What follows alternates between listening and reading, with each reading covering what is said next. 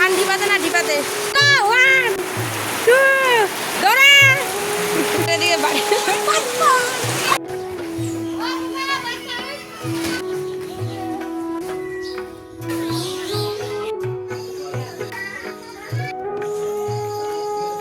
সত্যি এমন কপাল আমাদেরই কেন হয় বলো তো? যখনই দেখবে দুটো ফসল বাড়িতে আসে মাঠ থেকেই, তখনই লেগে যায় এমন অশান্তি। এই অশান্তিগুলো জানি না কতদিন আর চলবে। Good morning and welcome back to our new video. আজ হচ্ছে দিনটি বৃহস্পতিবার। আজও আবার চলে এসেছি নতুন একটা ব্লগ নিয়ে তোমাদের সামনে। সকাল বাজে এখন 6টা। দেখো চায়ের দোকানের লোকগুলো অলরেডি চা খাচ্ছে। আর এই দিকে দেখো আমাদের ধানটা এখনও কিন্তু ঢাকা দেওয়া আছে, মেলা হয়নি। যে বেটিকে কাজে নেওয়া হয়েছে সেই বেটি আসলেই কিন্তু আয়নার বাবার সাথে একটুখানি হেল্প করবে, তারপর আয়নার বাবা চলে যাবে স্কুল, দোকান। এখন যাচ্ছি সকাল সকাল উঠে হাত মুখ দিয়ে ফ্রেশ হলাম, শাড়িটা পরলাম খুব ভালো মতো। আর এখন যাচ্ছে যে টাকা নিয়ে ডিম কিনতে।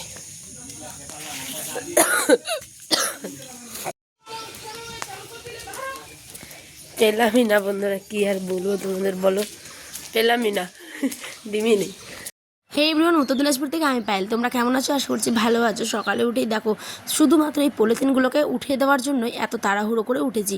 ঘুম থেকে আমি একদম 5টার দিকে উঠে একটা শাড়ি পরেছি, ভালো করে হাত মুখ ধুয়েছি, চুল বেঁধেছি। তারপরে কিন্তু দেখো আমি আর আমার বর মিলে পলিথিনগুলোকে উঠিয়ে নিচ্ছি, কারণ রাত্রে একটুখানি ঝিরিঝিরি বৃষ্টি পড়েছে।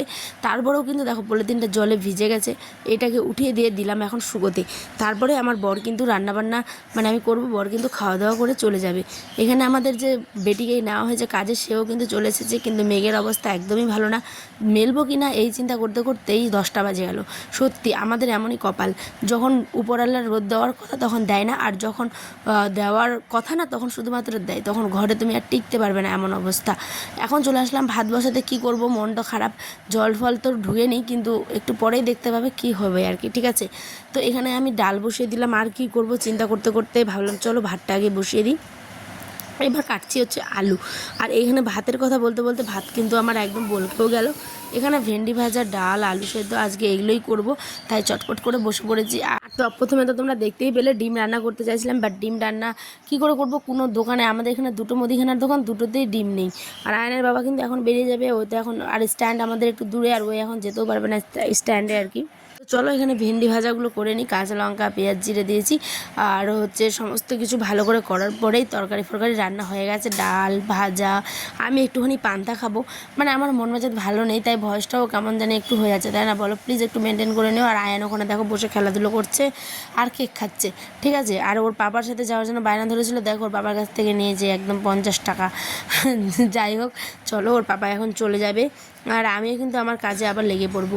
সত্যি গো, যখনই দুটো ফসল বাড়িতে আসে তখনই এই যে আকাশটার এমন অশান্তি করে শুধু আমাদের, মানে এত পরিমাণে বৃষ্টি দেয় যে কি বলবো, মনটা এমন খারাপ হয়ে যায় যখন তখন রেগে আবার গালাগালি হয়ে দিই, জানো, রাগ উঠে যায় যে কেন শুধুমাত্র যখন ফসল আসে তখনই জল দেয়, আর অন্য সময় দেখবে এত রোদ।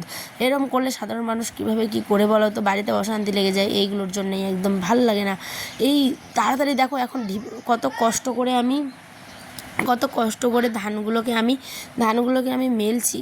আর এইখানটায় দেখতেই পাবে একটু পরে আবার ঢিপাতে হবে, দৌড়াদৌড়ি করে খালি মাত্র মেঘটা এমনভাবে লাগাবে। তবু তো ভাগ্যিস আমি অর্ধেকটা দিয়েছি, এই যে কালো পলিথিনটাতে দেখতে পাচ্ছ, এটাতেই শুধু মেলেছি বন্ধুরা। হ্যাঁ, আর এদিকে দেখো বেটি এসেছে, ওইখানে আবার আর এক ঝামেলা হয়েছে। ওইখানে যে দেখতে পাচ্ছ পলিথিন নিচের দিকে কালো যেটা দিয়েছি, ওইটা আবার দেওয়াতে আবার ধানগুলো উল্টে আরও ঘেমে যাচ্ছে, তাই ওটাকে টানার চেষ্টা করছিলাম, তো যা টানতে পারিনি। তারপরে এখানে নেটটা বিছিয়ে দিচ্ছি, আর আমার আয়ন কিন্তু গোটা দেখো দৌড়ি করছে।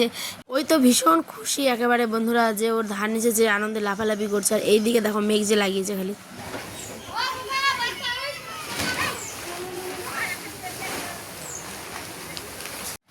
দেখতে পেলে মেঘটা যে লাগিয়েছে, তাই আমরা দেখো তাড়াহুড়ো করে সব পলিথিন আবার ঢাকা দিচ্ছি। মানে কি বলি বলো তো, বেশিক্ষণ তো হয়নি, আধ ঘন্টার মতো জাস্ট ছিল। আর আয়নের বাবা তো চলে আছে স্কুল, উঠতে এগুলো করার মানে কি বলবো, অসম্ভব ব্যাপার হয়ে যাচ্ছে। ওদিকে কড়াকড়ি, স্কুলে যেতেই হবে।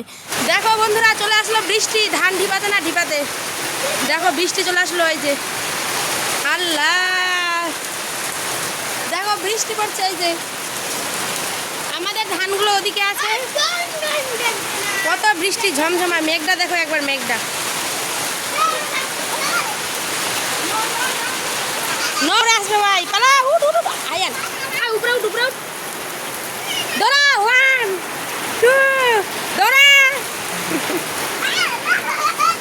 আল্লাহ দুধ দুধ এর এদিকে বাড়ি।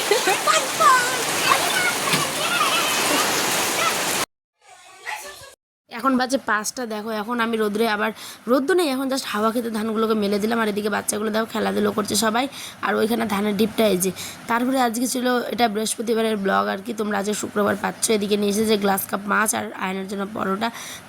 দেখো বন্ধুরা কতগুলো আপেল নিয়ে এসেছে, আর সাথে নিয়ে এসেছে আম কিনে। দেখো খুব সুন্দর, দারুণ সেন্টটাই দারুণ, গাছ পাকা বুঝি একদম। এদিকে বেগুন, পটল, কচু এই সমস্ত কিছু আমি এখন ঢেলে নিয়ে একদম গুছিয়ে গুছিয়ে পরিপাটি করে সমস্ত জায়গায় মানে রেখে ফ্রিজের মধ্যে ঢুকিয়ে দেবো। আর এদিকে আয়নের বাবাকে আমি জ্ঞান দিচ্ছি, দেখো যে আমার কাছ থেকে শেখো কোন কচুটা কিনবে। এই যে এই কচুটা মানে সাদা যেটা একটু হয় ধপধপে, সেটা কচু বেশি সেদ্ধ, আর যেটা কালো কুচকুচে হয় খোসাটা, ওই কচুটা কিন্তু কম মানে সেদ্ধ হয়। তারপরে বসিয়ে দিলাম কিন্তু এদিকে মাছ রান্না করতে। মাছগুলোর পিসগুলো দারুণ ছিল, প্লাস দারুণ একেবারে টাটকা মাছটা ছিল, ফ্রেশ একদম। তো বেগুন আলু দিয়ে মাছ করব রাতে, আজকে আমাদের এটাই হবে খাওয়ার। বেটিকে এতবার করে বললাম কিন্তু বেটি রাত্রের খাবার খায়নি। দুপুরবেলা বেটিকে ঠান্ডা খাওয়ানো হয়েছে, তারপরে ভাত খাওয়ানো হয়েছে, আম মাখা খাওয়ানো হয়েছে, শশা, এই সমস্ত কিছু কিন্তু খাওয়ানো হয়েছে।